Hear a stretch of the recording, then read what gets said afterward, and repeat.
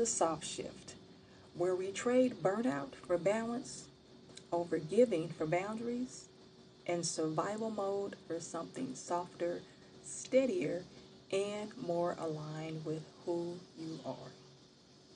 I'm your host, Coach Danny, life reinvention coach, soft life strategist, author, and founder of Black Velvet Growth Coaching. I help high achieving Black women, single mothers, and creatives break cycles of burnout, set boundaries without guilt, and let go of always having to be the strong one. And whew, today's conversation is one I wish someone had sat me down and had with me years ago. The title of this episode is The Hidden Cost of Staying in Survival Mode.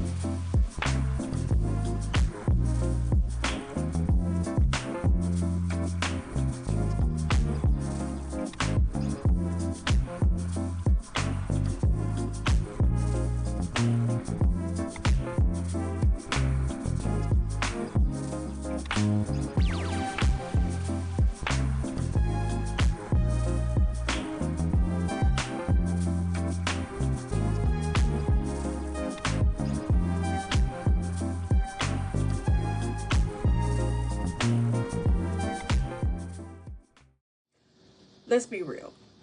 Survival mode can feel like a superpower.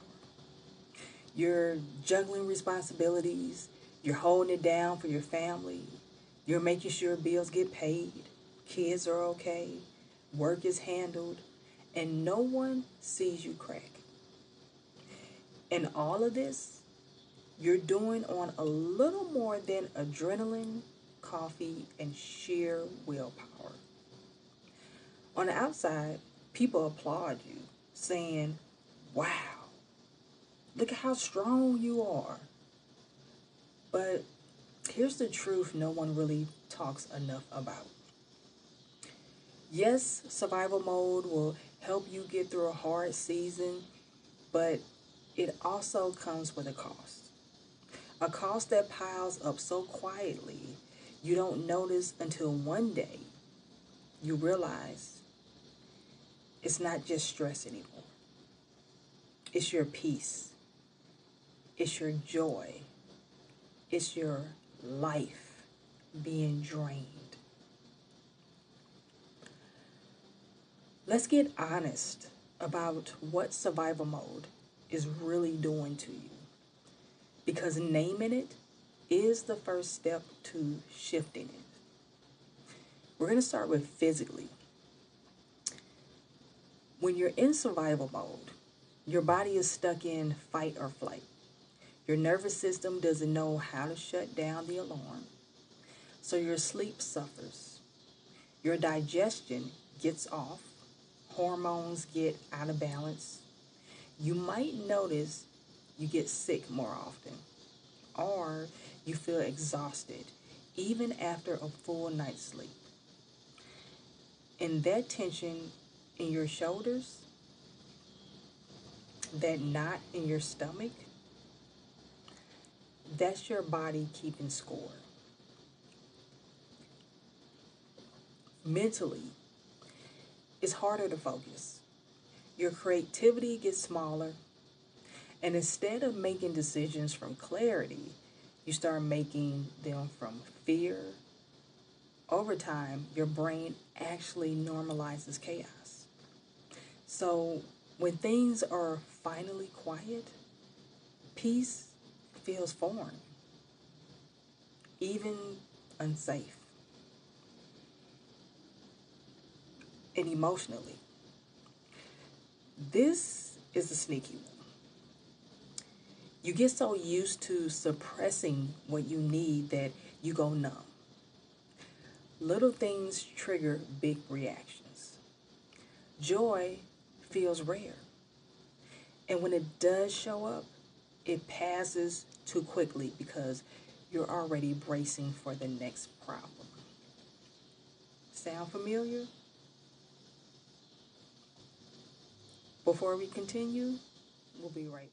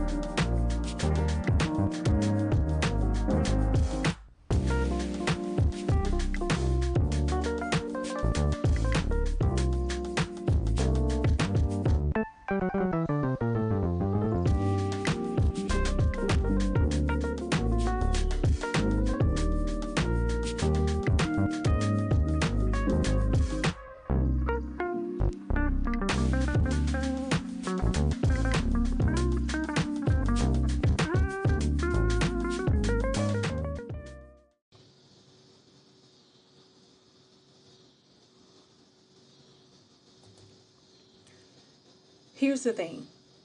Survival mode feels familiar. If you lived in it for years, even decades, it almost feels wrong to imagine life without it. Like, what do I do if I'm not constantly on edge? Sometimes we even wear it like a badge of honor. Look at everything I'm handling. But deep down inside, most of us are exhausted, tired of carrying it all, secretly wishing someone would just come and take the weight off our shoulders.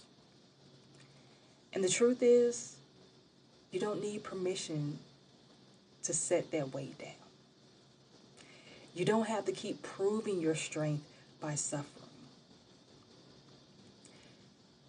Now, let's be clear. Leaving survival mode doesn't happen overnight. This is not about dropping every responsibility and pretending life is perfect. This is about small, gentle shifts that tell your mind and body we're safe now. We can soften. Here are a few ways you can start. 1. Notice your body cues. When your shoulders creep up or your breath feels shallow, pause. Exhale. Roll your shoulders. Give your body a signal. It's safe to release. 2. Create micro moments of peace. I'm not talking hours of meditation. I'm talking 2 minutes of stillness. 1 deep breath before a meeting. A cup of tea without scrolling your phone. 3. Say no once a week. Not to everything, just one thing. 1 drain, 1 request, 1 obligation that doesn't serve you. Let that no remind your nervous system you have a choice. Shift your language. Replace I have to with I choose to. That one small change pulls you out of obligation and back into empowerment. Over time, these tiny actions rebuild your capacity for joy, clarity, and rest. Sis, I need you to hear me on this one. You are not weak for being tired. You are not broken for needing rest. And you are not selfish from wanting more than just survival.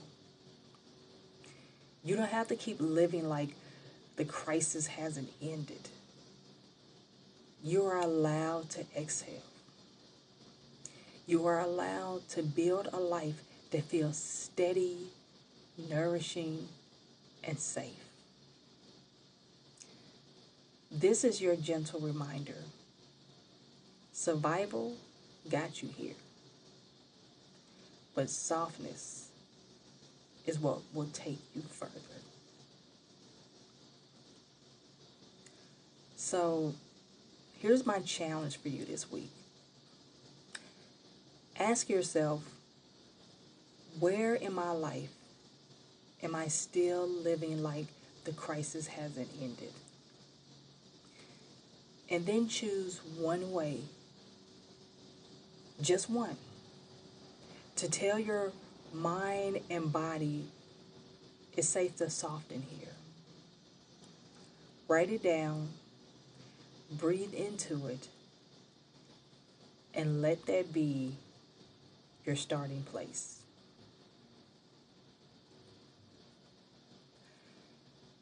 And if you need support in shifting your inner voice while you do this work, I've created something special for you, the Affirmations Toolkit. Inside, you'll get She Is Me Affirmation Loop, a soothing audio reminder of your worth, so you never forget who you already are. You Don't Have the Hustle to Heal, a calming track to break the cycle of burnout and overgiving. Printable affirmation cards, beautifully designed prompts to keep your softness front and center in your daily life. And the Soft Shift Affirmations Guide ebook as a bonus. This is a 30-day roadmap that shows you exactly how to use affirmations to retrain your inner voice, step into calm confidence, and finally stop being at war with yourself. It's just $37 and it's designed to be a daily anchor so that when survival mode creeps back in, you've got something steady, supportive, and healing to lean on. You can grab it using the link in my show notes. Thank you for spending this time with me today on The Soft Shift. If this episode spoke to you, share with a sister, a friend, or someone you know who's been carrying way too much for far too long. And don't forget to subscribe. We're just getting started, and every week I'll be here with more soft shifts to help you reclaim your peace. Until next time, remember this: you don't have to earn your softness. You already deserve it.